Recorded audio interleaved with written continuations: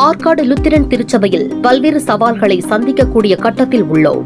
ஆகையால் நமது திருச்சபையின் மக்கள் மனதில் இடம் பிடித்த மறைதிரு பீட்டர் பால் தாமஸ் அவர்கள் கடவுளுக்கு பயந்து நடப்பதில் நம்பர் 1, தனக்கு கொடுத்த பணிகளை திறம்பட செய்வதில் நம்பர் 1, விலையில்லா வேலை கொடுத்ததில் நம்பர் 1, திருச்சபையின் செயல்பாடுகளில் குந்தகம் விளைவிக்கிறவர்களை உடனடியாக நியாயம் விசாரிப்பதில் நம்பர் 1, எந்த நேரத்திலும் அனைவரையும் மன சந்தோஷத்தோடு சந்தித்து குறைகளை கேட்பதிலும் நிவர்த்தி செய்வதிலும் நம்பர் 1, குறைகளை கேட்பதிலும் நிவர்த்தி செய்வதிலும் நம்பர் 1.